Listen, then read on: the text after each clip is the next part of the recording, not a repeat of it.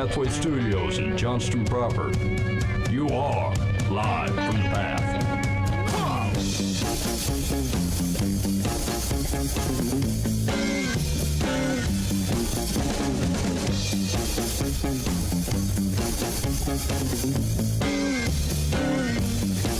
I am a working man, I get things done. Work for the Holy Ghost, work for the Son. I am a working man, oh yes I am. I am a special agent of the Lamb. Now, And you're listening to Live from the Path, coming to you from the Pathway Studios here in Johnston proper on a stormy Monday evening. It's lovely and dry to be with you. Okay, we got a few big questions. So I'm not afraid of tornadoes. Oh, I didn't know. I'll tell you that. And here's what I think. This feels like an arrogance to me. But every time there's a tornado warning, I think, the Lord's going to take me out by this tornado. What am I going to do? Do you know what I'm saying? There's a humility in it that goes, I mean, I could hide in the basement like a big sissy, but at the end of the day, if that tornado wants to be in my basement, it's the Lord's tornado. It'll go wherever it's going to go. And I think I might as well go out watching this thing come by and seeing what's up. I think of it like if someone broke into your house, nothing seems worse to me than hiding in the closet and hoping they don't find me. Like, I feel like I'd rather just... It never works in the movies. I'd rather just run at them with my claws or whatever and hope things work out. They can always see you through the little lavalier things, and they punch through there. The movies are an accurate representation of people's willingness to shoot you. Because here's the thing. I always think, like, some people will, like, get a gun out to try to rob you, and I'm like, you're not a murderer. You're just a robber. So shoot me. Go ahead. You know what I'm saying? Do you feel like it's a pretty big gamble that their pride might be hurt and then they might become a murderer because you done stood up to them? Yeah, Mike, you're acting like the movies misled you into how often people shoot. The movies have also misled you in how often you just walk up like John Wick and go, hey, I bet you won't shoot. I think people won't shoot as often. I don't know if you could talk your way out of a robbery. I think I would not hand it over. I maybe just because I'm in my age, I'm just like, no. I think there's plenty of people who would have no problem just shooting you and walking away. Yeah. I know very few people like that. I don't know them. But I would hope not. I don't know them. That's what I'm saying. I think you're making assumptions based on people you don't know. Sorry, your contention is I know very few murderers. That's what I'm saying. There has to be very few amount of murderers out there. I read the newspapers. I know a lot of people. Okay. It happens all the time. Okay, at the end of the day, I feel like people are less likely to violence or shoot. I could probably even take a couple whacks with the gun to the head and be like, you know what? Shoot me if you're going to do it, otherwise leave. I don't have time for this. Yeah, I won't be bothered. It's like playing with their food, a predator. Yeah. It's like, don't hit me with the gun. Just shoot me. Just do it if you're going to do it. And I feel like that's how I'm going to go out because of the sheer stubbornness that I've adopted. That's like some of the big shooters. The big thing now is you go at them. You don't run and hide or get under a desk or whatever. You just like start throwing stuff at them because they'll be like, I don't know what to do. They're not supposed to fight back. It's just like the type of behavior that we prescribe as a society. Like you work in an office building and they tell you what to do. You know, someone's going to get mad and they're going to come in here with a gun or something, and the prescription is to like hide under your desk or whatever. And I'm like, there's one guy with a weapon. And there's 150 people on this floor, and our decision is to just sit there and hide and the hope bullet he can doesn't go through come that over. desk. Hope he doesn't shoot Like at this us. this is terrible advice. Yeah, but I mean, how do you go? Look, the odds are a couple of you are going to get hit in the wing. But like, if you all six go, like the dudes on the plane took this tactic. They're like, you know what? Here we go. Let's roll. We're going down. And at the end of the day, let's say he decides he wants to be shooting people. I don't want to get shot under a desk. Do you know what I'm saying? Right. Like, I want to be out in the wild if this is what's going to happen. At least I could go down making a counterattack, you know what I'm saying, or some kind of flanking maneuver. But I don't want to be cowering in my desk, smelling my feet, standing by all the surge arresters underneath all the desks. I don't want to go out that way. Yeah. All right, you're listening to Live from the Path. Two major topics, and then I have a small one. The major topic number one, like when we say community in the church, like what do we mean by that? Because at one, I'm not sure. Dan, when you first started ministry, were we saying the word community all the time, or is that like feels like it's amped up? We use the cool term family. We're family here. Yeah. Oh yeah. Yeah. Got it. Okay. So anyway, this is a term that we've used to try to get away from other terms of which that's old. Otherwise developed a negative connotation in some way or another. But I do think it's unclear to me the boundaries of what we're saying or how much this is tied to the scriptures at all. As I think about the scriptures, they're not using the word community either, and it doesn't mean that there's no concepts in here that matter. I just wonder if this doesn't have some relevance to the conversation we've been having in the last few weeks, which is something that the creation of what is a Christian-flavored culture that is not the same thing as following Jesus. And if our community is primarily defined as a representation of our Christian-themed culture and not necessarily following Jesus, well, then actually we got to be careful in how we talk about community.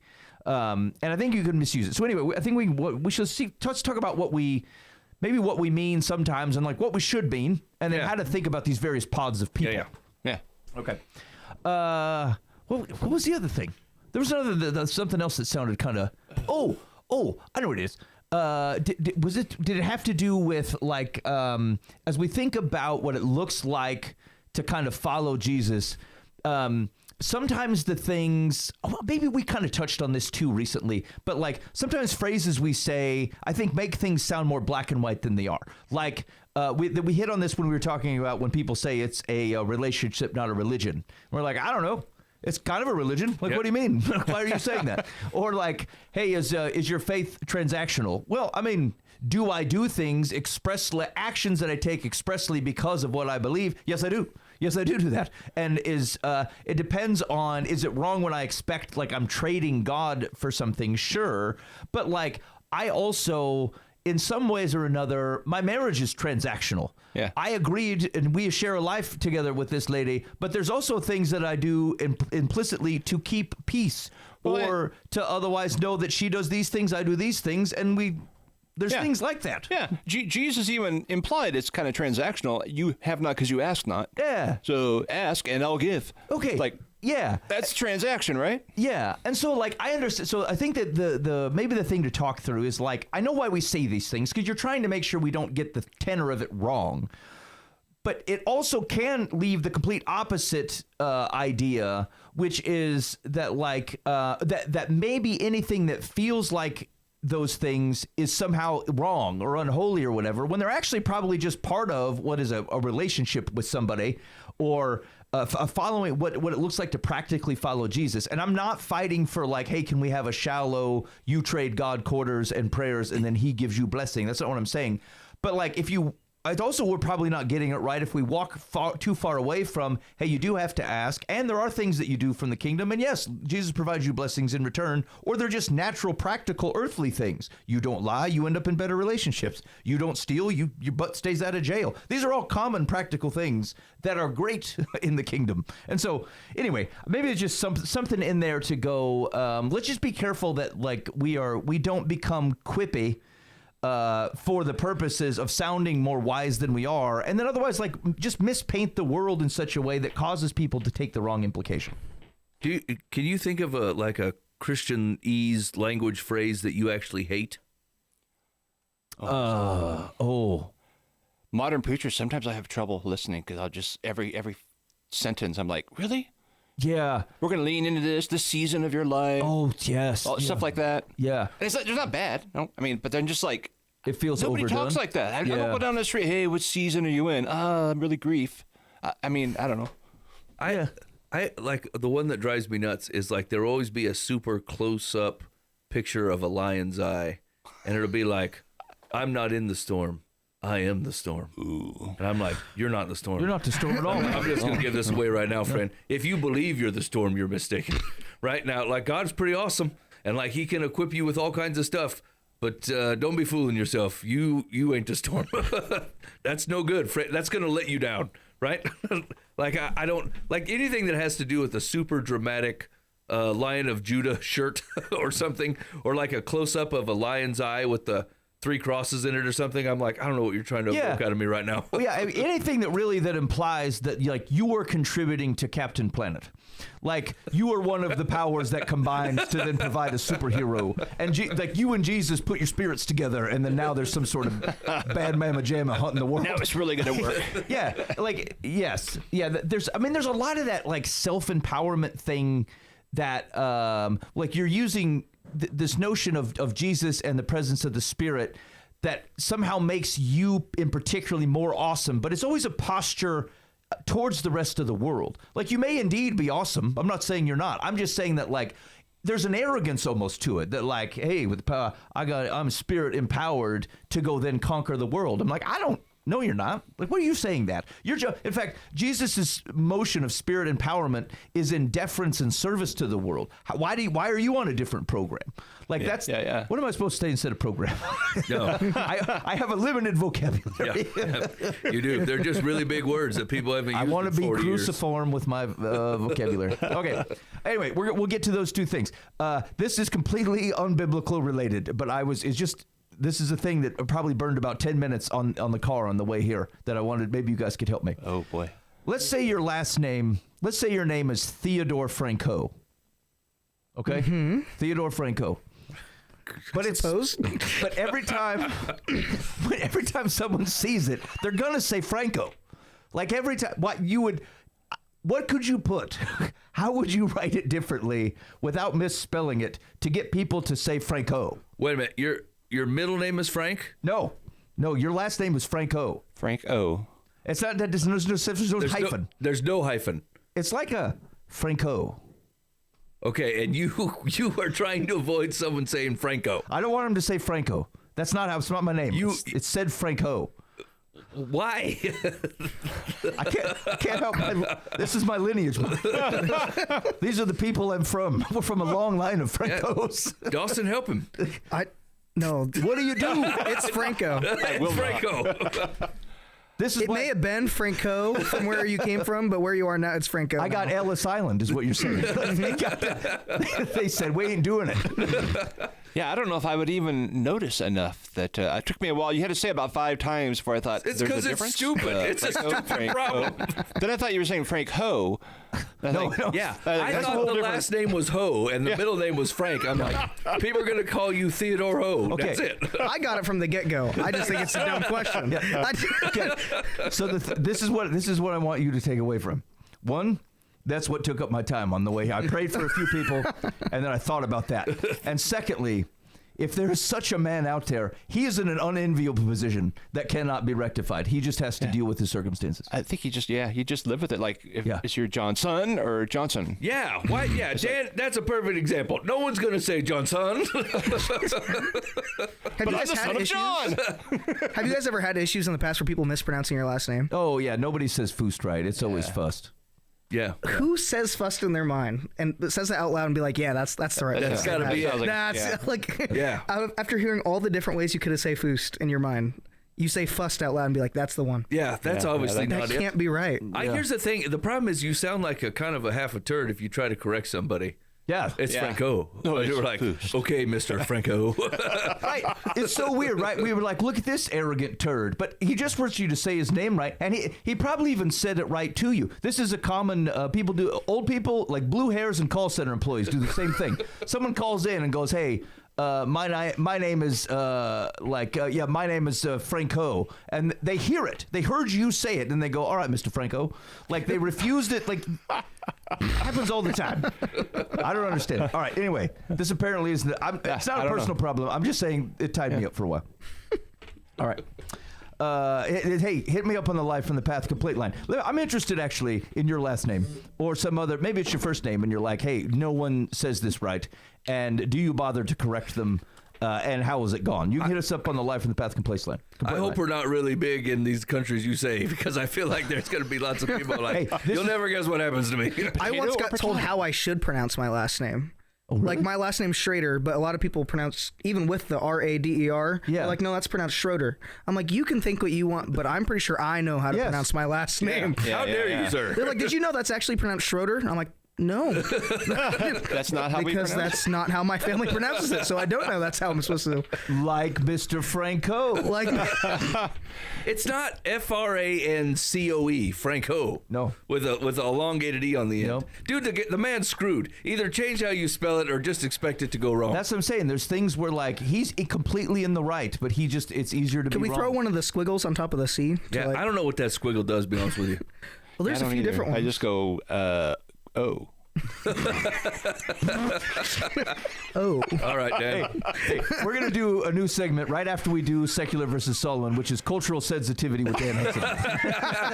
You know what your name's going to be? Todd. Blah, blah, blah. Oh. Yeah. 2 Ds. Double D Todd. Okay. 515-517-0085. Call or text. Tell me about your last name problems. I want to hear about them. Okay. Let's talk about this community business. Dan, when did we start doing this? When did we start saying community? Why did we move away from family? Okay. And actually, I was thinking after I said that, when I first started, it was just the fellowship.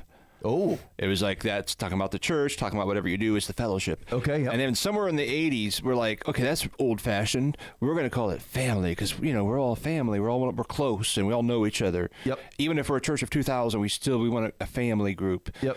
And I don't know, somewhere along the line, the last 10 years or so, we moved on from that because the next generation said, well, that just sounds old, And, Yeah. And community is the way that goes. Now we have community groups and we talk about. You think it's community. also stemmed from the idea of that family is too close? Like that's too personal with the other people who go to church with you. Up in my business. Yeah, because like another thing I've like grown Back to Arizona. Like the idea of is like people have gone away from having porches and sitting on their porch to having a deck in the back, and they're like I like my space and my family. Yeah. And I don't sit on the porch and like talk to everybody.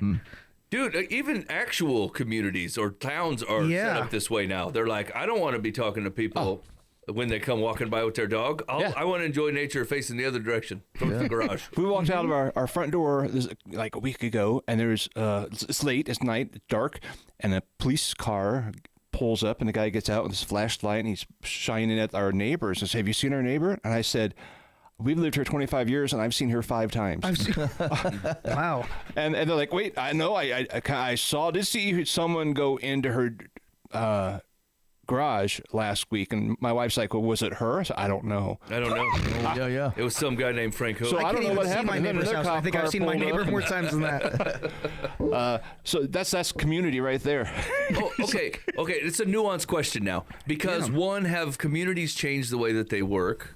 And like, is the thought behind like the way that we describe community groups, like in church stuff, right? Is it following that pattern, or if communities in general, like, are we trying to use it as the same term as fellowship or family?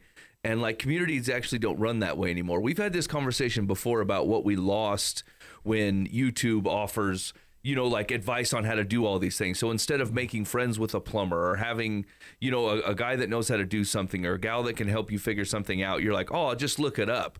And so you lost the ability to have to be in, or the necessity of being in relationship with all these kind of people, not because you were using them, but because everybody was mutually like putting into the success of everyone else's life merely by having a skill or an ability. And you're like, don't worry, I have a butcher. Like, we know this guy, he butchers, or this guy fixes shoes, or this gal writes all this stuff for the paper, or she's the one that like installs all this and whatever. And so like, because YouTube can get us through it and the knowledge of the how-to is available on the internet, then we didn't need those relationships anymore. So then it leaves us with, well, now all we have in common is how we like to spend our free time. We're not doing a thing together anymore or learning a thing together anymore. We're just like, hey, this is how I want to relax. Do I do it with other people or do I not? It's interesting. So like, in some ways, becoming independent implicitly made us less codependent, but just swap out that co for community. You're no longer actually dependent on groups of people that are around you anymore. And like, culturally, we celebrate the independence, which in some ways fine, but what it also means is that it becomes isolating, or to your point, Mike, like your interaction with groups of people around you becomes optional. Yeah. It's you don't actually have to do that. And so when it becomes, so it tends to be then that your circle implicitly kind of gets smaller. Whereas your dependence on the different people and the different skills and just the size of the community around you or whatever, or even your inability, even the advent of bigger machinery. Like you used to have your whole, like you and 7 neighbors are going to help you go dig a pit for the horse that died. Yeah. Or now you just own a tractor. You just do it on your own. You don't actually have to call the 6 dudes. Now no one knows that the horse died. You kind of just took care of it on your own. You didn't have to ask for their help. They're not going to call you when they need it. Yeah. Unless they need to borrow your tractor. Oh, and like no one knows you incurred the loss, right? Yeah. Like put this happening 100 years ago.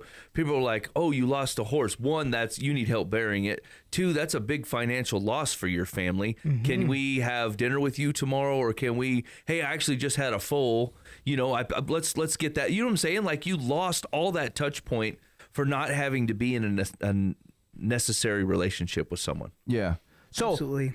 Like people talk about how much like phones have like connected us more, being like, I can talk to whoever I want, but I'm like, how much are we talking about the things that matter or the things that's actually going on? Like this has destroyed all community, even though we have all these different communities on our phones. Which is probably why we actually have to call it a thing. Do you know what I'm saying? Yes. So it's like less of like, have we found a new word from fellowship to family to community? Has it been like just we're using a different word to call the same thing, or are we just finding a word that more accurately describes what we're talking about? Yes. Yeah, I do wonder then if the key challenge then becomes where things, just by the nature of how society has progressed, things that were otherwise naturally forming or influenced aren't that anymore. Like they require a planning or some attempt to identify boundaries, whereas the boundaries would have been more natural even 300 years ago. So like as an example, you could say the church in your town 400 years ago, like it was like it stopped on how far people went. Same with the school. Like you didn't go visit another one. You didn't get in the car and drive to something somewhere else. Like you lived around these people, you worship with these people, your kids went to school together. There were not a bunch of other options to go do other things. That was your community. You didn't have to sort all these things out.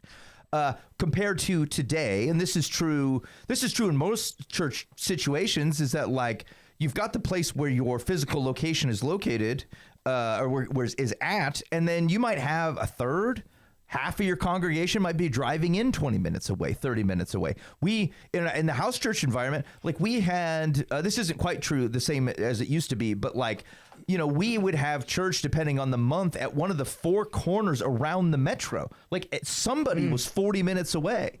And so it became an interesting question, which is like when we talk about the value or use of a church community, where do we mean? Because everybody lived in different towns. We didn't have a neighborhood that surrounded the specific location we met, just depending on the time of when it was. Different schools, different otherwise people around you, neighborhoods. And so, like, when we talk about things like church community, I think we're trying to advocate that, like, hey, you have to be conscious about groups of people who are doing life together. But what does that even mean? Yeah. We do church, we meet together. There's a spiritual bond where we're together in our understanding and view of God and are working out our faith. Yeah. And that's the highest priority. We're not gathered by work, class, or socioeconomic. It's our faith that drives us. Yes. Now, but you could do that with places that, like, it's kind of irrelevant if you guys went to different churches. It wouldn't matter because that's not the boundary anymore. Mm-hmm. Is there a value? This is where the things get interesting. Is there a value of sharing the same place of which you worship and like you meet and are formed and are hearing similar messages and things? Sure, I think there's a value in that. Is it necessary? I'm not sure it's particularly necessary, but I think that's what becomes interesting, where we are not as bound by our geography. Now people are trying to reestablish where are these groups and in what way do they interact and who do I consider like a core spiritual community versus something else? Well, I mean, that's the thing is like, it's why it feels like we have to work so hard at it because it doesn't organically happen. Yeah. It doesn't organically happen as easily as it did. We'll put it that way. Yeah. And like, just an example, like from Bid's example of house church, right? Like we have our family in particular, like our community is the town we live in. We spend a lot of time with these people and we pray and we worship and we do all the things.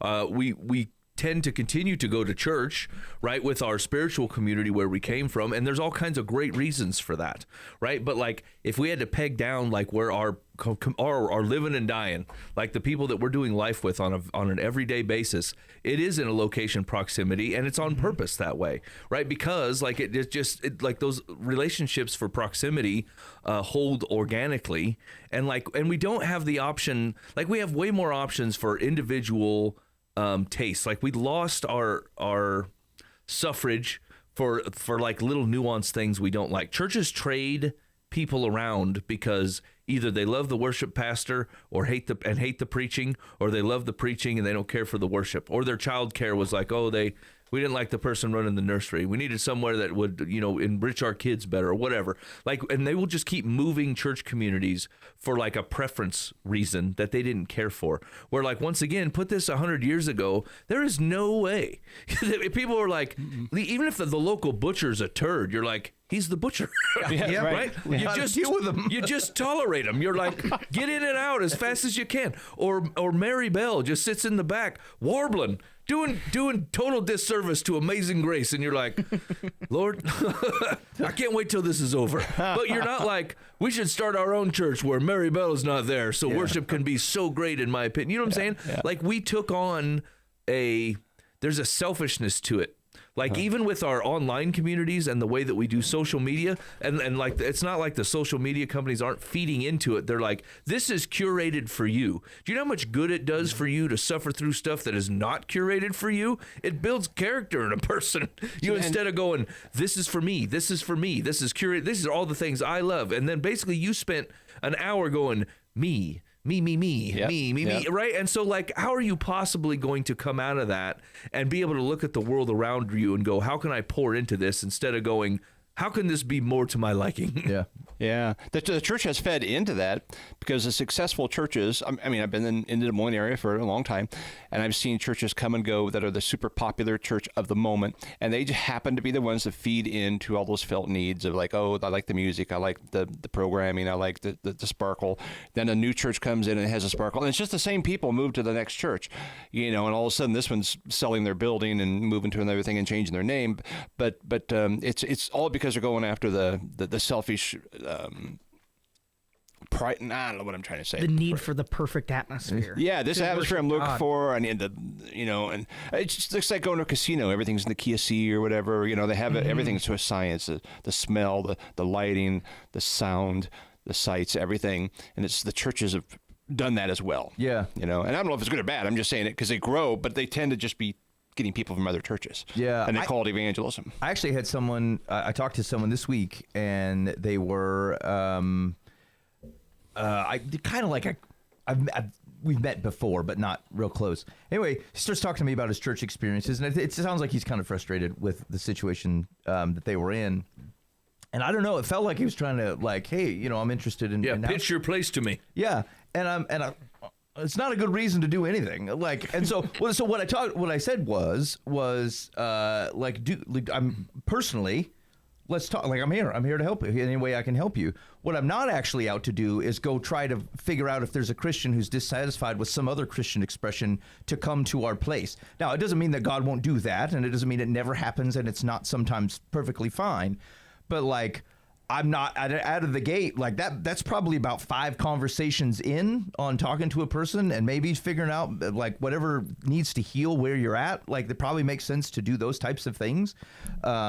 Because like, why would I want to do that? Like, why? I don't really want to go around moving people around unless God is moving them himself. And to the extent that it feels very like personal to people, if they're shopping, they're going to be dissatisfied with our situation, whether it's now or whether it's 8 months from now. And so like, I'm not interested in it. But it felt weird because it felt like I was getting teed up for the type of thing where like, you're the pastor. You're supposed to go, hey, why don't you should come to our place. Yeah. We would never do something like that. And I thought, I have no interest. I'm not going to do that. It's all a big game. It really is. Yeah. I've had people like try to talk to me about their churches or their community, and they're like, I don't know if we can stay here. We just, they're theologically, they're just blah, blah, blah. And I'm like, do you think that they're wrong according to the Bible? They're like, yeah. And I'm like, well, where are you going? It feels like you should stay and show them where they're misunderstanding Jesus. They're like, oh, we can't tolerate this. I'm like, what do you mean you can't tolerate this? If God put you there and you know the difference, I find you to be a coward, sir. I don't know where you're going. I'm like, if God's like, you got to get out of there, it's a sinking ship, they're not going to listen to me or you, then it's probably time to go. But if you're just like, they didn't say a thing I agree with, I'm like, that sounds like a ripe pattern for discussion, my boy. It sounds like you say, hey, we should have some coffee and figure out where we're taking this wrong. You know what I'm saying? Yeah, actually, it's I don't know, this seems like a cliche thing to say, although I've not heard someone say it, but like, where Jesus is in the boat, it's never a sinking ship. Right. It doesn't matter how big it is. Doesn't matter how crappy the worship Sounds guy like a T-shirt. is. Yeah, right. Mm-hmm. But where Jesus isn't in the boat, it's gonna sink regardless of how cool the boat looks or how many people are in it. And so, like, it ain't surviving the storm, Holmes. Okay, so the question is like biblically, or has been said, maybe not biblically. Yeah. Like, one, why are we pushing community? Right, in a way, like, and I think Paul does this. I think Paul's big community, unity. He's big unity, right? And so, like, community is unity. You know what I'm saying? That, but like in general, like there's biblical basis for saying, look, like those in the faith need to be united in the way that we're presenting Jesus. That's it, right? Not Jesus plus, but like, is it the church angle tends to go, you need to be in community. But doesn't define that very well. Like, so maybe the better question is what do you actually need, right? What do you need? And can God, is that different depending on what God's doing in your life or what He's asking you to be a part of, right? There's missionaries out there. I mean, they're running it solo. They're creating a community from scratch in a language that they don't know, and like they're living in a place for 20 years. Just so they can learn the language well enough to write a Bible in it and then go, hey, this is who Jesus is, right? And so like they're living without a constant contact community around them, and they're living in a community that doesn't know who Jesus is on purpose with the goal of creating them so people can come to know Him. So like that's not prescriptive for everybody, but we generally tend to make it that like, hey, everyone should be in this community group and you should have X amount of community. You should be with people older than you, people not as old as you, helping them come along and all the things, right?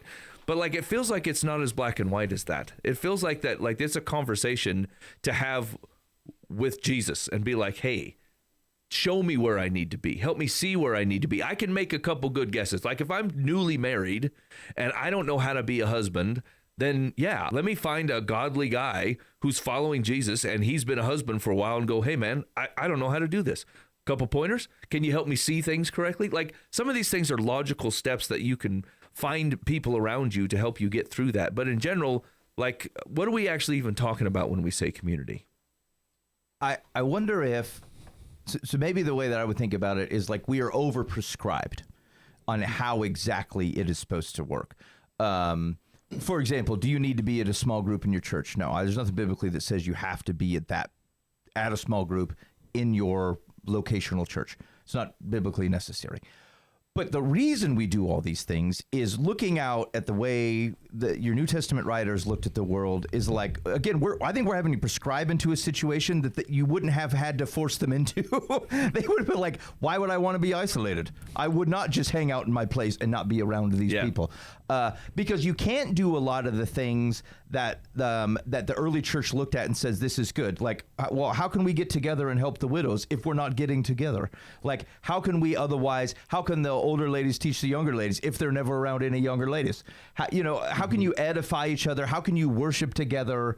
Like how can we all get together and read the letter that Paul wrote to us in Colossae? Well, because we gather there, and like, but the thing is like they didn't have to go, hey, let's all get together and read the letter. Like that's what they just did because it was like they were in the area. They wanted to worship Jesus. This is where the worship of Jesus was happening. This is where people were teaching. This is where people were sharing. And so like, I think we are somewhat culturally different in that we actually have to seem to kind of cajole people into communal situations of which they would have A, naturally been into, and B, naturally desired. But the consequence to that is like we are a lonely, depressed, suicidal, anxious generations of people. Mm-hmm. We are separated from human interaction, not only like, I think it gets worse generationally the closer we are to technology, but like it also, because we are distinct by generations, you've got, Dan can attest to this just with the work that that Pathway offers for like some of the folks down the street. Like these are lonely people who are in their 70s and 80s. In cultures and times, it would not have always been that way. These folks would have been living in houses. They would have been living in the middle of a community, not separated off in like a blue hair apartment complex. And whatever, I'm not, just because it's older doesn't mean it's righteous and holy, but I'm saying that like our advancements in some areas, far fewer people are dying of starvation than ever have in the history of the world. This is a positive. Technology has done this, great, right? But that advancement brings with it new problems that that people did not used to have, and then we have to be intentional about it. And so what a church is trying to do, we're trying to put together patterns that go, look, you may not realize this, but you're becoming isolated, and we can't actually serve each other well or the world around us well if we do not, in some ways, create some sort of momentum or organization to get people to do things that they are no longer doing naturally. So I think that's at our best intent. It looks like that. Mm-hmm. Does that sound right, Dan? Yeah. I think we'll read Acts 2 and say, well, that's what the new church was. You know, they met together in homes and they broke bread together and they had the fellowship, all these things. And they listened to the teaching, the apostles' teaching, like every day. And we try to manufacture that again. But I think that's just what was happening. Yeah. They didn't say, we're starting a new program where you will come to hear the apostles. Right. You know, that's just what was happening. And they were gathering and they were drawn to one another. And they were, let's break bread together. And we have, I mean, it's good. We're trying to duplicate, what was going on, but it becomes a program, and then that's where we fall short. We're cookie cuttering, disciples. And so I have a question actually for Dawson. Then is like if I had to say something that I believe that like especially your generation is hyper aware of, it's being like. Invited into programs. Like it tends to be like, I just feel like your generation is hyper aware that people are trying to put you in a program and you don't love it. Like you're like, I see what you're trying to do. Like the fifth wall is gone. And so you're kind of like, I see what you're trying to do here. And I'm slightly suspicious of it. So my question to you would be, is like, where do you think that like the church or Christians in general, like, where we're doing this poorly, where we're not understanding what we're asking out of people? Ask that again. Sorry, that last little bit. Like where we think the way that we are presenting like a biblical community or a church community, like, can you think of some ways where you think that like the church is doing this poorly? Like we're not, like people aren't interested, where they're like, I like the thing that you're trying to get me into. I don't know. I mean, maybe I'll go, maybe I won't go. Yeah, I think, especially with the whole phone situation I was talking about earlier, everything feels like a sales pitch. Mm-hmm. And it feels like I'm trying to be sold on every single thing that I participate in nowadays. Yep. Like I can't naturally come about something and decide if I want to make a decision if I want to be part of it or not based on like what I know and like what I'm thinking. And I can't go through that reasoning process just because everything's being sold to me at this like 10-minute or 10-second probably so blatantly elevator. Yeah, right. And it's and so nobody's like trying right to hide now. it anymore. Yeah. Is that everybody's like, and this is exactly why. These are the 10 reasons, top 3 reasons why you should be here, and everything. They feel like they have to defend themselves. Yeah, and them feeling they have to defend themselves makes all of our brains be like, well, what are you trying to hide then? Yeah. Or like what? Yeah, if you have to defend yourself on why I should come here, then why'd you come firing out so hot? Yeah, like I would rather you just show me why it's a good time to be here. Show the fruit.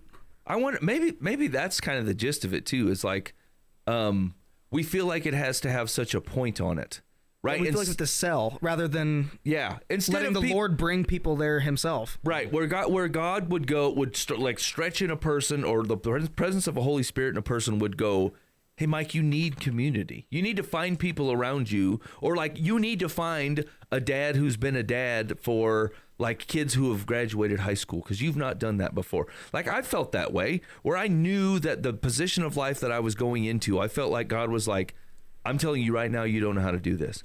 You need to find some people around you that will speak into your life, and they better be people that are following me. And I knew that inherently. I didn't have to be told that. I just knew that if I was going to be a part, like I just wanted to have some wisdom and knowledge of people who had been following Jesus for the thing that I was going to be a part of, you know?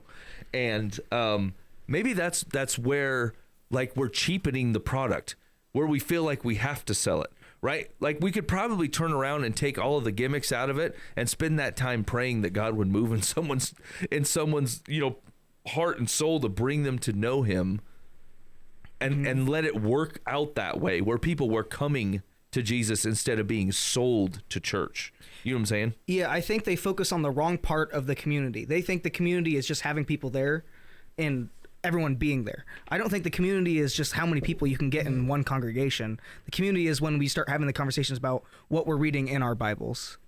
Like, I think it's essential for all of us to come together and talk about what we're reading in our Bibles, because if everybody reads alone, we're going to have, if 15 people all read the Bible, and same thing, we're going to have 15 different interpretations of what the Bible said. Yeah.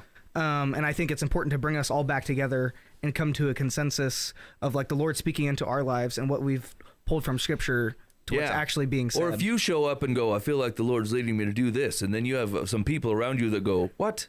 No. Exactly. And you'll never come to those conclusions by yourself. Yes. But that's what community, I guess, is in my brain, rather than just how many people we can get in a congregation, which is, I feel like, what you were kind of touching on earlier about. Yeah. Everybody knows it's a elevator pitch every time I hop on there and find a new church. And it was like, I think Ben was talking about this maybe we were talking about this a couple weeks ago, where it had to do with, like, when people were getting baptized, and right, and we're like, hey, we do a baptism Sunday like 2 months from now, just hold tight.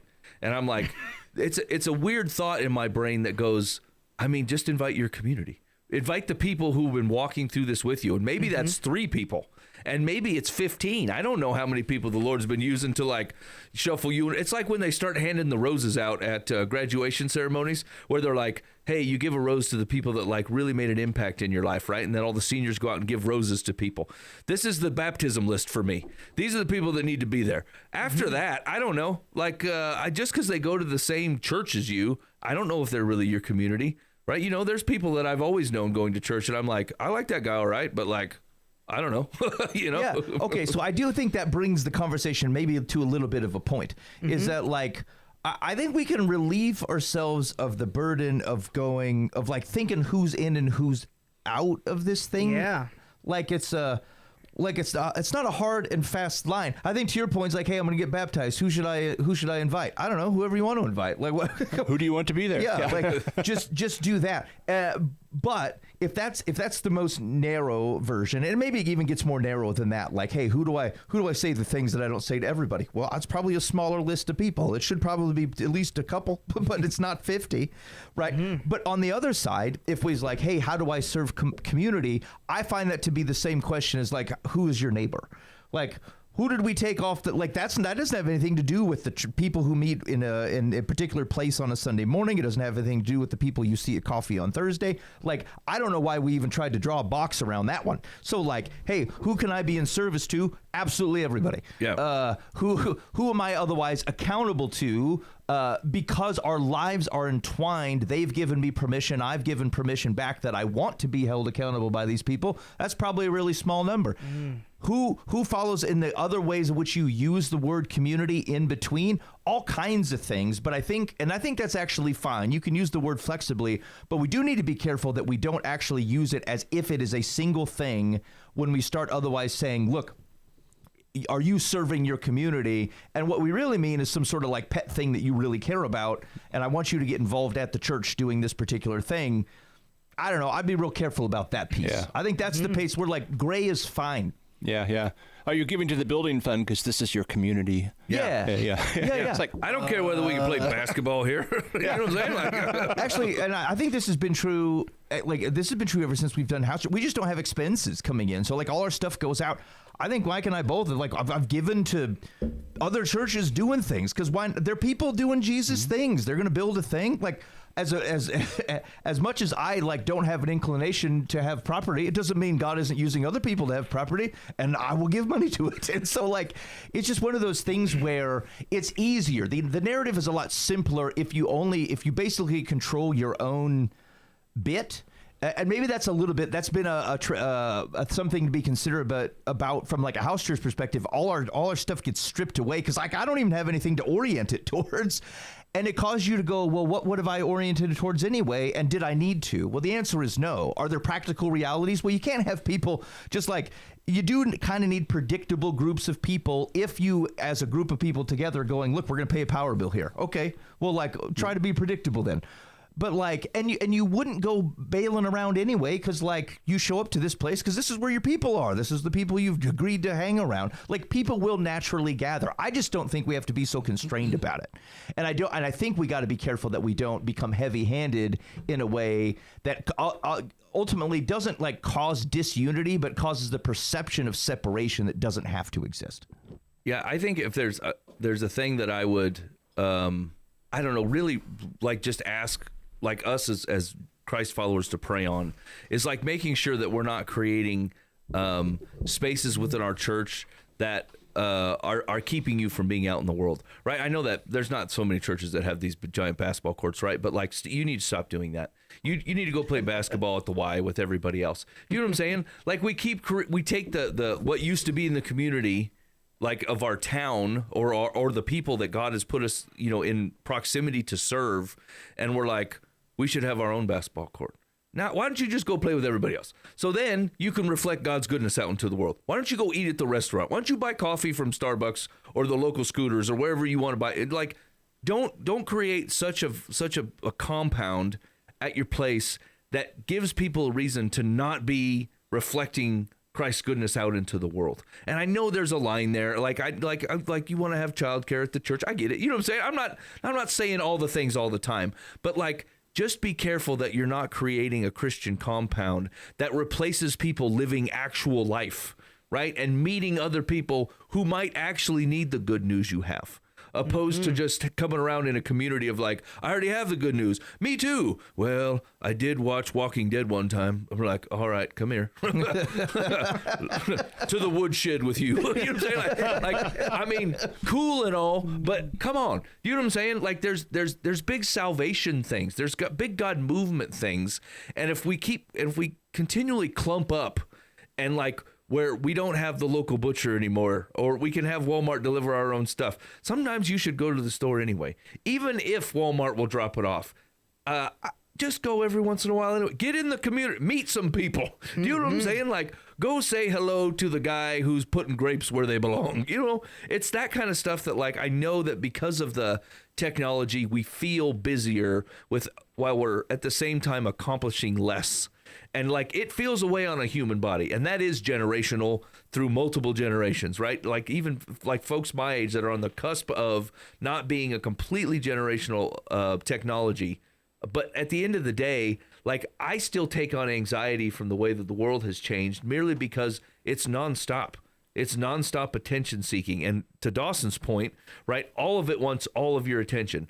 Nobody's there to casually let you view something. They're they want to sell you an idea, a product, a way of thinking, a way to make yourself better that's not even proven, right? It's just an idea where a smiley person said on Instagram for 20 seconds, my life has been so perfect ever since I started snorting apple cider vinegar. And you're man, that's the thing I've been missing. I've never snorted apple cider vinegar. Maybe I'll start that. You know what I'm saying? They're all freaking lies.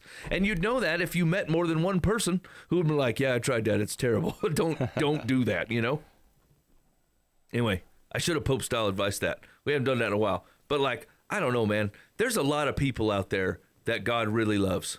Do you know what I'm saying? And, I just feel we're built to be out in that mess a little bit, even with some prayed up and some protection, and your community gets to strengthen you in a way that says, okay, but we're going out. We're going to have coffee at the local coffee shop, not hiding from everybody else. A community should be, recharging. Sunday should be where you recharge, and then you go out for the rest of the week and spread the good news. Oh, yeah. If we keep on clumping up these walls, and this is the church is the only place we go to throughout the week, then we're not expanding the community. Right. We know a good thing. It's called good news.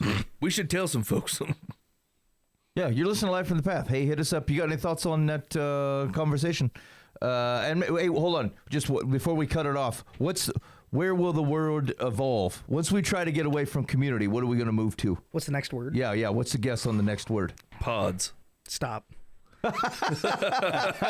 Absolutely not. It could be pods. Faith streams. Yeah. We'd just like you to join our spiritual pods. Yeah. I can see it. Yeah. It's kind of expanded into a generic doing life together, but it's that kind of thing where I'm like, what does that even mean? Yeah, I don't know. These people don't live at your house. They don't live next door to you. You probably don't do life together. You see yourself on a Sunday meet for an hour a week in a small group. Yeah, it's a life group. It's saturated with drama, and we just stop doing that. Yeah. It's just because it makes it feel more heavy. Yeah, and I don't know why we feel like it's necessary to have to do that. Yeah. I don't know. I don't invite people. I think I've invited a decent amount of people to be part of a Bible study with me, like either one-on-one or a pretty small group. And it is never my thought. I think I'm involved now. Do you know what I'm saying? Yeah. Once we've done a Bible study together and we've talked about Jesus at length, I'm like, I'm in until you kick me out. That's it. We're doing life together. Because as you go through going through God's word, he's going to reflect back into you and you're going to be like, oh, here's some things about me, or here's some things about my family, or here's where I'm struggling thinking through this right, or here's where my heart's not quite meeting where God is wanting to be. And I'm like, this is life together. This is what this looks like. And so we played kickball one time, not life group, you know what I'm saying? But we've been through the Lord's word together and hashed some stuff out in our own lives. Ooh, we're in. You know what I'm saying? We're doing life together. I actually think this is why it doesn't matter how impressive, when I think about pastors, Dan and I are not the most eloquent men who have ever taught the word of Jesus. Dan is kind of. I'm less so. I'm no. But the reality is, I think the best pastor for you as an individual is the person who is in your life.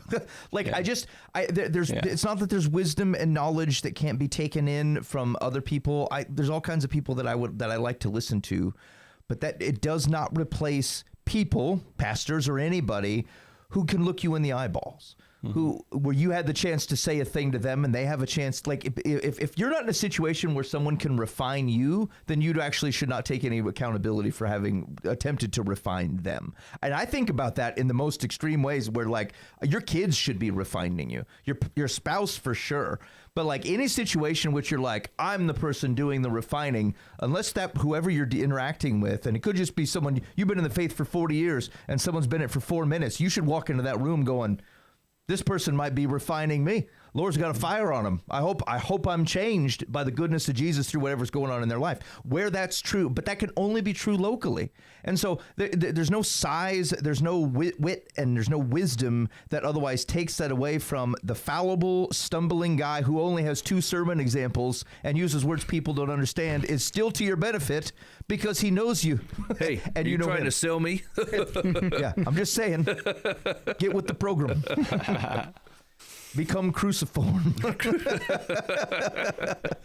Okay. All right. You're listening to Live from the Path. Hit us up on the Live from the Path complaint line. I think the other thing we're going to talk about was a little bit nebulous anyway, and we spent a decent amount of time on that thing. So maybe let's do some advice. Okay. Here we go. Franco.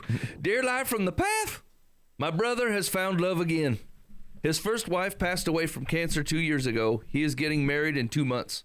We were never super close, but have always been civil to each other and spent an hour or two with each other during holiday meals or birthdays. Our mother is 89 and lives at his home in an added-on apartment. She's our common denominator. Okay, that would make sense, dude. What a weird thing to say. Yikes. Because my brother is quick-tempered and short with me and others, I'm afraid that after Mama's gone, he will have no use for me and I'll never see him again. I sent him an email stating my fear, and his reply was shocking. He said he didn't like my facial expressions. Wait, he also said he doesn't like my mannerisms and feels nothing I say is genuine, but very fake. He also told me he wasn't alone in his thoughts. I felt like he had stuck a knife through my heart.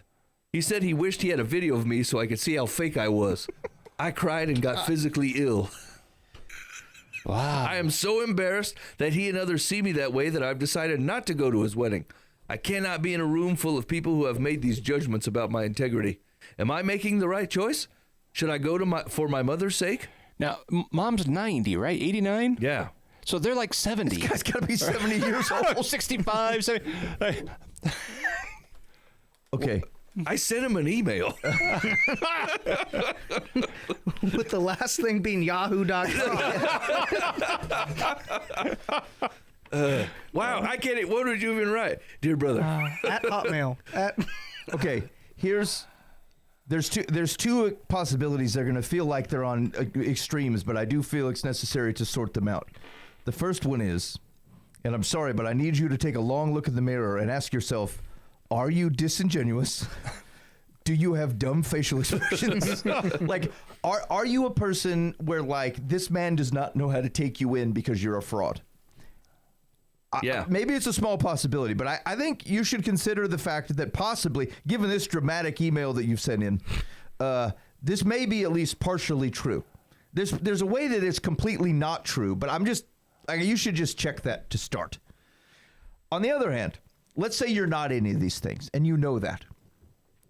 Then my advice to you would be, you've got to stop allowing the influence of people who you don't actually want to be influenced by. Like, I would say, like, 9 out of 10, I hear people, when I have conversations with people, and they're like, this person hurt my feelings, or like, this, they made me feel bad about myself or whatever. I'm like, my first question is, like, in general, was this person a jerk?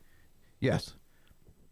Why? There you go. Why have we invested so much in what a jerk thinks? Like, of all the people to allow to have influence in your life, I wouldn't go to the jerk store and find somebody as the start. And so, like, the question is, if anything they're saying is true, and this is hard, but, like, I don't care whether they're a jerk or not. If they're saying a true thing to you, you should be open to being refined by it. Okay? People that love you, people that hate you, either one can say a true thing. Be humble. Like, be refined. But if it's not true, and it comes from someone who doesn't love you, you gotta let it go. You just gotta skip it I don't even know why you want to go to his wedding. Yeah.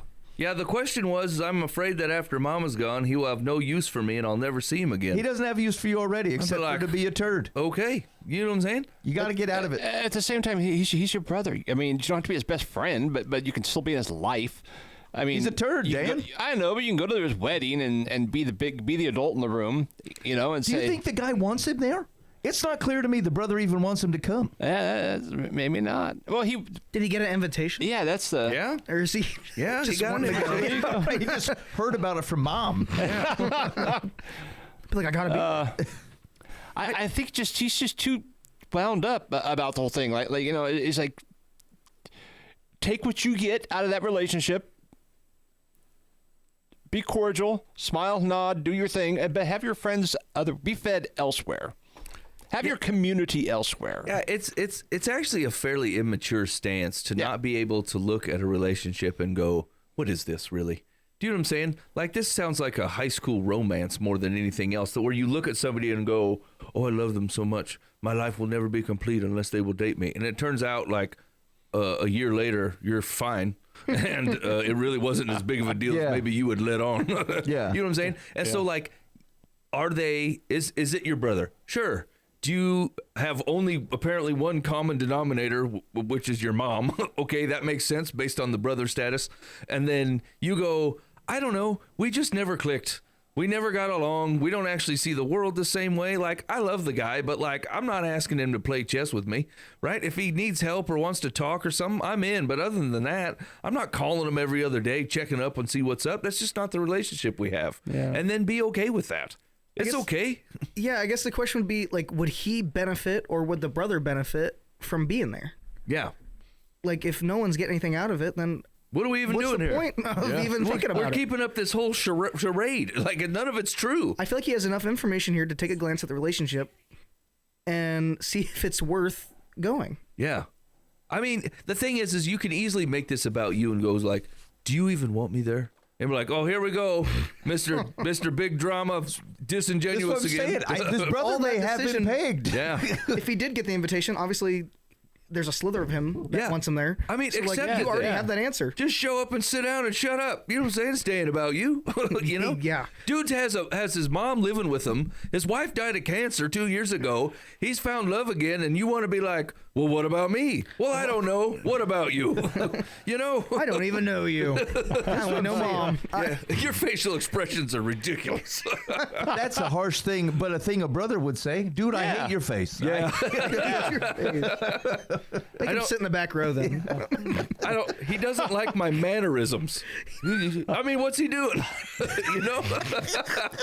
What exactly mannerisms is? I don't know. Like, there's just a sense. I mean, this is worse in families, of course, because you're around people all the time. But like, just stop being so sensitive. I don't know how many times I got to break. I get four kids, right? And like every one of them, there can't be a half an hour goes by where someone's like, hey, knock that off. I'm like, how about you just ignore it? Like, what is the problem? He's really bothering me. We'll stop being bothered by it. It's way easier to control what you're bothered by than to try to get the rest of the world to stop bothering you. So let's just do that bit. Yeah, this is where you don't have to label this man completely with this phrase, but this thing where he goes, I felt like he had stuck a knife through my heart. He said he wished he had a video of me so I could see how fake I was. I cried and got physically ill. That feels fake to me. Now listen, dude, if you vomited because your brother said he didn't like your mannerisms, you got some other stuff brewing. I ain't saying that your brother's a saint, but I'm saying if his words carry that much of a dagger to you at 70, I mean, you are a little much. Do you know what I'm saying? Like, let's figure out a way to not care so much about what your brother says at you with 70 years worth of life on you. You know? Actually, so like that gets to a broader point, which is like, if so much of what you think about yourself is dependent upon what other people think about you, you have put all your ante on the wrong pot, my man. Mm-hmm. Like, these are fallible humans. Even the best of us are going to get it wrong. And like your self-perception, this is why you depend on Jesus to remind you of things about yourself. Because one, you don't hold it well on your own. And two, other people are often only thinking about themselves. You are periphery to them. It's just the nature of a human. And so like, it's just a very fragile place to be, which is dependent on the feedback of other people. And I will also present to you, and this is a hard word, but like, you also are useless to the rest of the world if you don't have anything to offer but to receive someone else's perception of you. You mean I can't help be a refinement to somebody else if I'm that concerned about what they think of me. And so you become actually useless. All you are is a receiver, and you actually can't give much to the world in that way, and you're not. And so, like, to contribute to the health of a community, to the health of the relationships, to the strength of your own self, like, have some backbone. Don't be as dependent upon fragile people for how you think about yourself. Let Jesus help you with that bit. And then otherwise, just approach things without over-investing in what people are saying. Yeah, because the truth of the matter is, your brother could be a jerk, and your mannerisms are cool. And he just don't like him because he's not a happy man. He's got no joy in his life. And you want to, tone it down or feel a way about it? The man's wrong. Like, if he's wrong, he's wrong. So, like, yeah, you better figure out what's true here and then move on. You know what I'm saying? This guy's carrying way too much weight in your life. Okay, Secular says, your brother may have found love again, but he has some real problems. That he would speak to you that way was cruel and deliberately hurtful. Could he have some unresolved sibling rivalry? If that's the case, you cannot fix it for him. Under the circumstances, not wanting to attend that wedding is understandable. However, just because your brother says something does not make it true. They may be his feelings, but he doesn't have the right to speak for all of your other relatives. That is why I hope you will maintain your relationship with the rest of the family and not allow him to drive you away. Yeah, I guess, dude. I don't know. That doesn't feel like sibling rivalry to me. Yeah. That's a weird thought that, like, maybe they don't feel like siblings. Yeah, good point. You know what I mean? They just feel like two people who know mom. If that's your only common denominator. That's true. It'd be like I was real good friend with a guy named Bill, and Bill always wants to tell me about his other real good friend, Steve, and I'm like, screw Steve. I'm obviously a better friend here. I don't want to hear no more about Steve. I think that prescribes too far into the situation, and it is a bit, all of it's irrelevant to the extent that, like, you just don't let him have so much influence on your life and try to do your best to do the right thing. Now, here's the thing. I guess I would say, I was thinking about, Dan, what you said, like, I think you could be the bigger person, go to the wedding if he wants you there. If there's something about you showing up that's going to, like, somehow taint the day, that is kind of his deal. He's being immature, but don't go. Yeah. Like, it's his day. And so, like, just put him above. You just think about what's best for him and act accordingly. I mean, they're senior citizens. It's not like they're 20 years old and getting married and having a big thing with 29 people in the bride's party. You know, they're just getting together and they're getting married, and whatever time they have left, they're going to be married. I mean, it's just lighten up. The whole thing needs to lighten up. Yeah, take some steam out of it. Yeah. Dude, I would get a giant picture of my face made. And if you talk to me this way, I'd be like, okay, now comes the billboard. And I would put it right by your house. I would change facial mannerisms every couple hours. I'm like, screw you, Ben. You know what I'm saying? Yeah, I can see that. Yeah. All right, here we go. Last one. Dear Live from the Past. I had 3 close girlfriends in college. Good night. How long were you in college? Yeah. Okay. Woo. Here we go, dude. They weren't that close. Here we go. All right. We lost touch with one of them more than 35 years ago. I think it's a gal. What? Okay. We? She's talking about her friends. We? Yeah. I'm like, they couldn't have been I'm that a Mormon close, now. Mr. Fred Astaire. All right, let's start over. Okay. I'm assuming it's a lady. She had 3 friends in college. We lost touch with one of them more than 35 years ago. She has family in our area, but moved to the Midwest and stopped communicating with us, though she regularly visits family nearby. Over the years, I got a new job, married, had 2 kids, divorced, moved, and retired. This friend has recently gotten back in touch. I don't know what prompted it. I have friends who have supported me all my life and deserve my attention. Oh, boy. She was brave to reconnect, and I don't want to be harsh, but she certainly has not been a good friend to me. What do you think? You haven't been a good friend to her either. Yeah, I don't understand what the problem is. What? Why There's some resentment. Yeah, popped out of nowhere. Why does there sounds have like to she be- just left the friendship. Right? Why does there have to be an aggrieved party? You know what I'm saying? Like, we were friends. We're not so close anymore. There was a falling out in a friend group that I was a really big part of at the beginning of the year, and one person of the friend group really fell out. And they felt like it was so much need that they needed to get like a last word in there, or like that something needed to be resolved. I'm like, if you don't want to be our friend, don't be a part of the friend group. I don't think all this needs to be said, or nothing needs to be rekindled. No apologies need to happen. We don't want you part of the friend group we're just anymore. out. Get on with your life. Yeah. Yeah, it's done now. What's okay? You know? Sorry, I was handling administrative tasks. Let me remind me. This person, was there an animus when they left the friend group, or they just like faded away? They faded. And then they tried to reconnect, and this guy's hosed up about it. 35 years later, they come back. It's 4 ladies. Where have you been? The 3 ladies stayed tight. The one went out and lived some life. Yeah. And then 35 years later, she's like, "Hey, what's going on?" This was from college? Yeah. What is with these late-stage live people? I don't know. With this drama? I'd be like, isn't this cool? I haven't seen you for 30 years. Yeah. What's going on? What did I miss? I mean, Gosh. That sounds like a great time to reconnect. yeah. They're like, how dare you, Gretchen? Like, what a weird situation. You weren't there for me when I had my divorce 15 years ago. It's like, I was more interested in all the different things this lady had going on in her life in between the 35 years. right. It's the line that says, "I have friends who have supported me all my life and deserve my attention." She was brave to reconnect, I guess. And I don't want to be harsh, but she certainly has not been a good friend to me. Like, the question is what's she asking of you?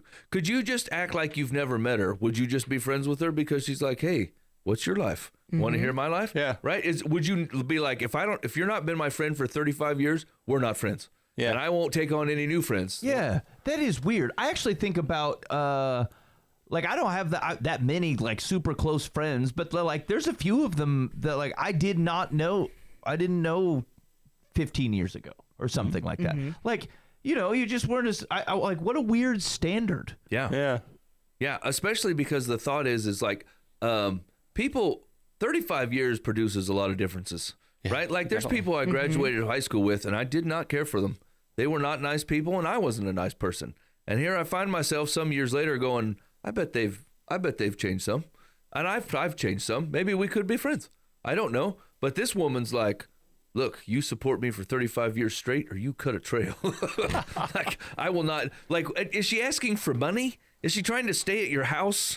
Is she like, "Hey, where have you been for 35 years?" If she's bringing animosity in here, I'd be like, "Look, man, I don't got time for this."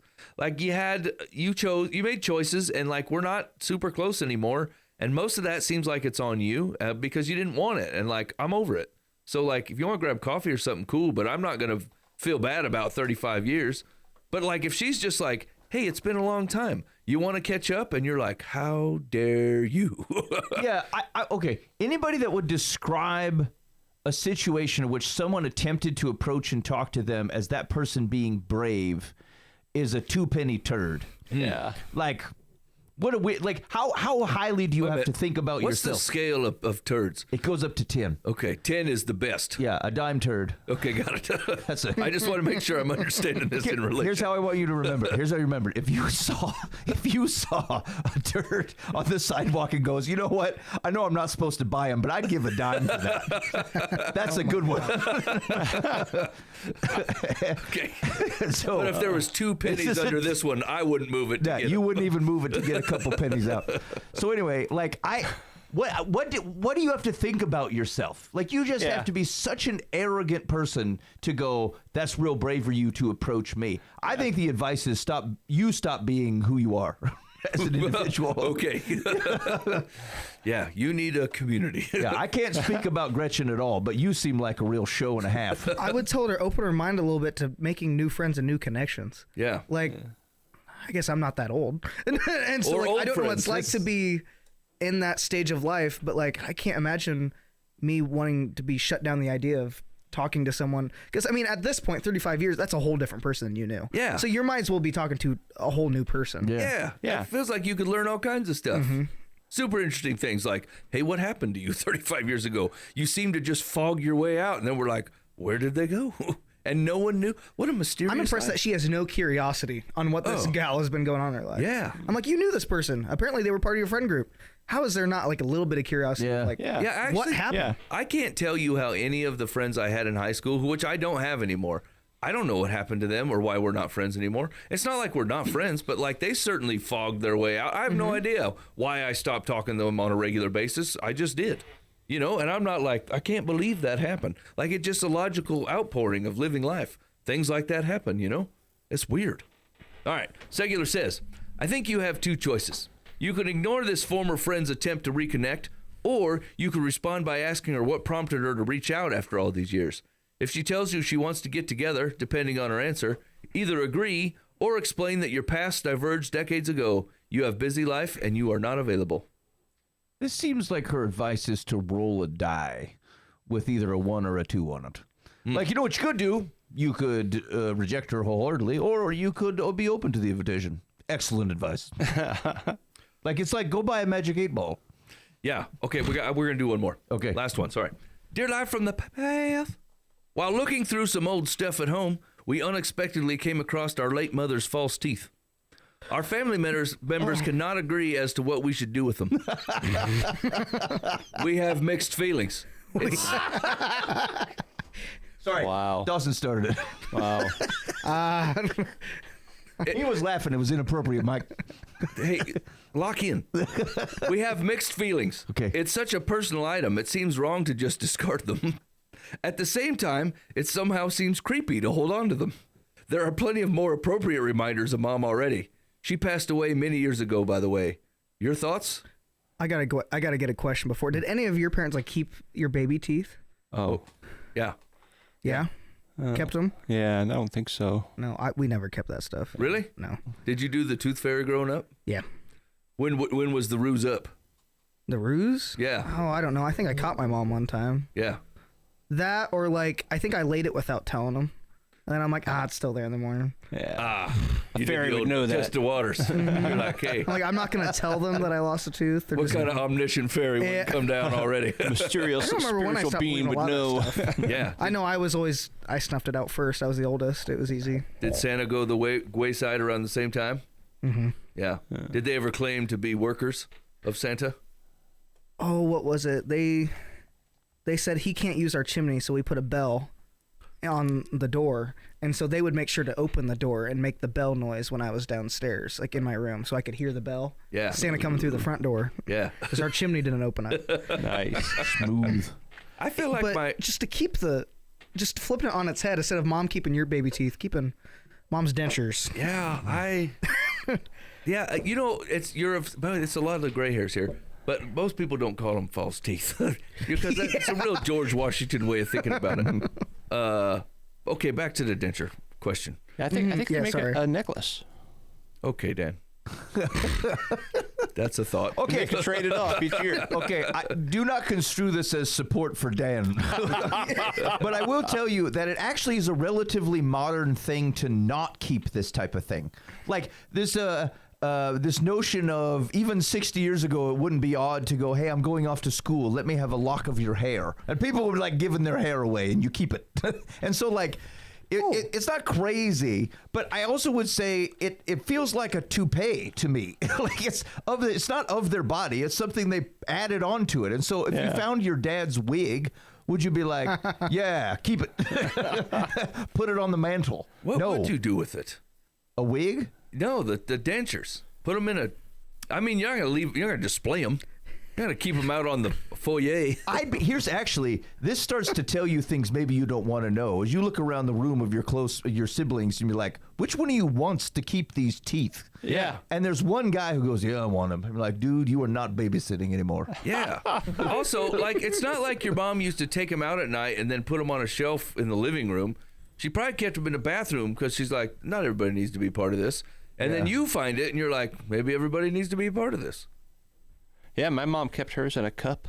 Yeah. She put a little effort in, or whatever those things were called. Yeah. And I never touched them ever. I was going to ask, so like when your mom passed, Dan, did you, as you were looking around at things, like, were there things that stood out as sentimental to you? Oh, yeah. As you were like cleaning out her apartment? Yeah. I have some things in the building across the street where we're doing drywall, and I have stuff behind walls there, like a jacket that she had that I couldn't throw it away, and I thought, I don't know what to do with this, so it's behind a wall. Your mom's coat? My mom's coat is across the street in a massage parlor. But I also have like 10 totes in my garage that I just need to go through and throw away now. It's been long enough.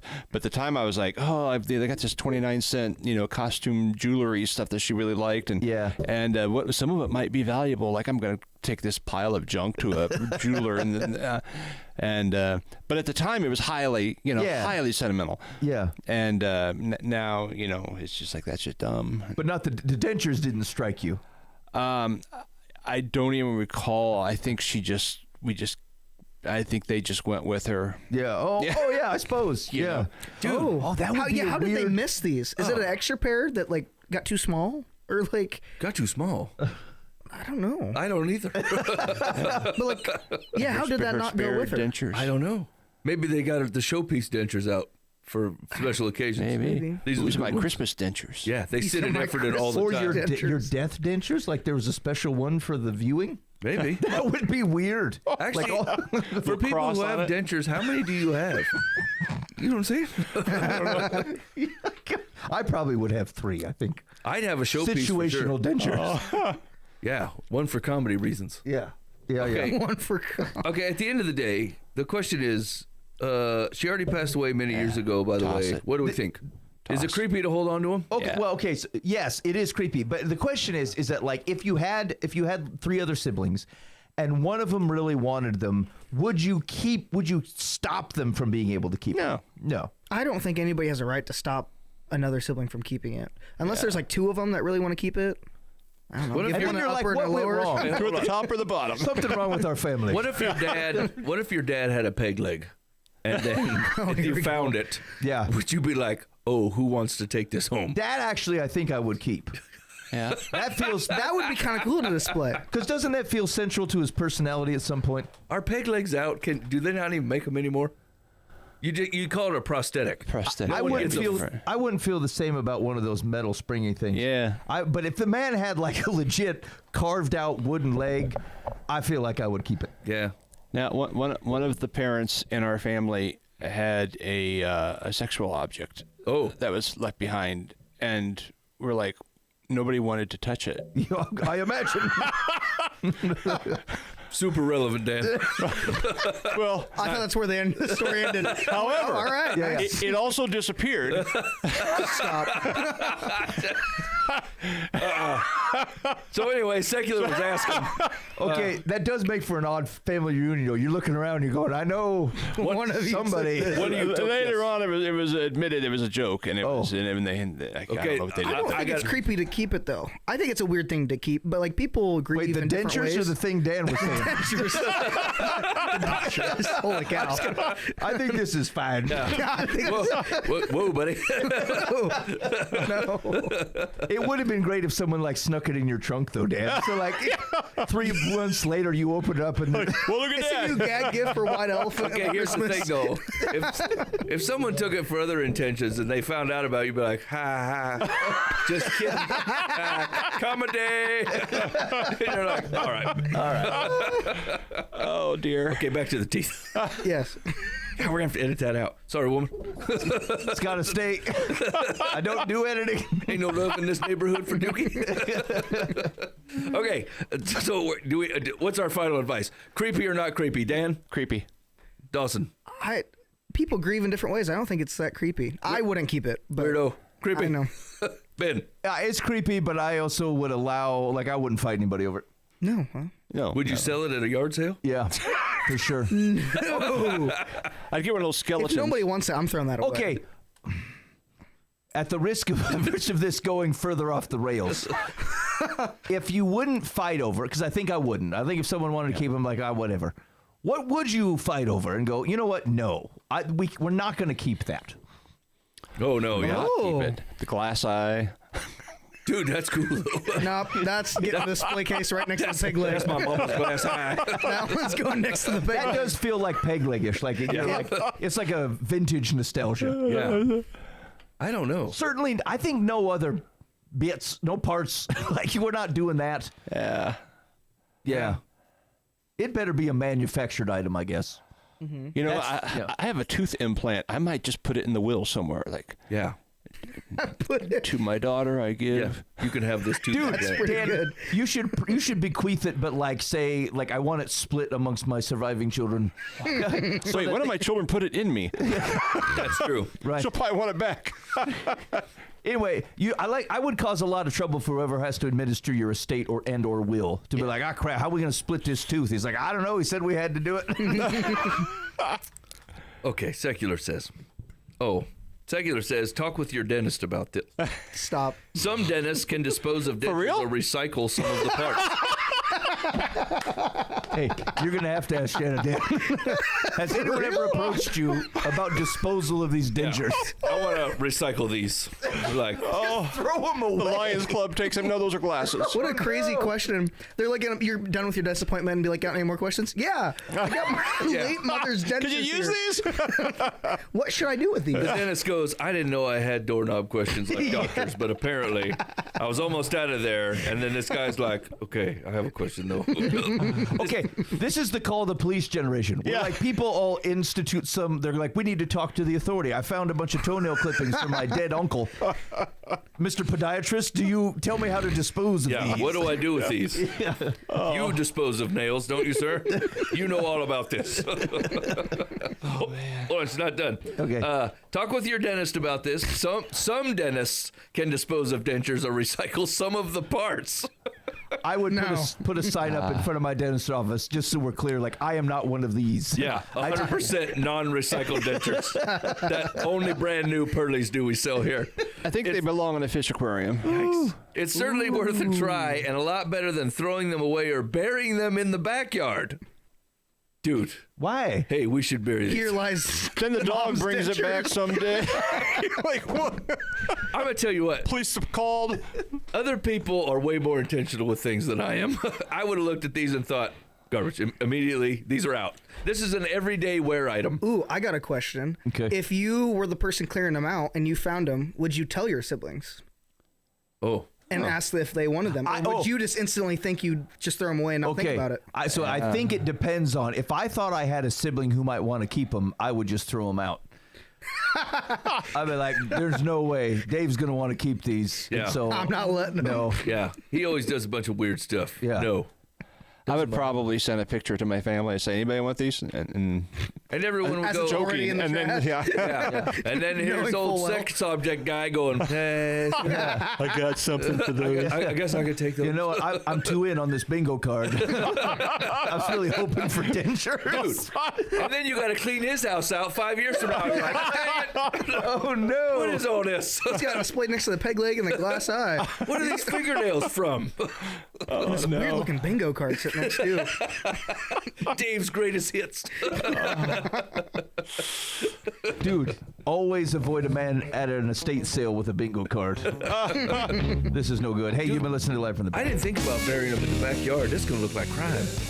Yeah. Well, but wouldn't you feel like you'd have to mark them? Like, here lies mom's teeth? Yeah, you should. Yeah, That would be awesome. You should write a note, put it in a Ziploc, be like, "It's okay. These belong to my mom." Do they allow you to put that kind of thing on a headstone in the graveyard? Like, could you just go set them there? I suppose. I wonder if people ever do that, and the guy who like keeps the place goes, "Nah, we ain't, Dude, we're not doing that." it would be awesome if a coyote came by and then took them, and then a coyote had human teeth. Right? Yeah. There's the grinning coyote of Monroe County. Yeah, he's like, "I bum a smoke." You're the coolest Why coyote. is he a smoker? He's a super cool coyote. He's got a full set of human teeth, and now all of a sudden he talks super suave. Pall Mall. That's it. Pall Mall. I Ubered here. Calm down, coyote. All right, you're listening to Life from the Past. I don't know what you're doing with your life. You should rethink it. Thanks for hanging out with us. We really do appreciate it. I think we'll be back next week, regardless. In the meantime, be faithful in the means. God will handle the ends. You've been listening to Live from the Past. Hoard wealth, poor, crushed to the dust. Walls built on lies, foundations of mistrust. You build your ivory towers, sit on gilded thrones, but the Lord sees all, even hearts of stone. Woe to those at ease who sing idle songs. Your palaces crumble, you've been wicked too long. The lion don't whisper, it tears through the air. The Lord won't relent till justice is fair.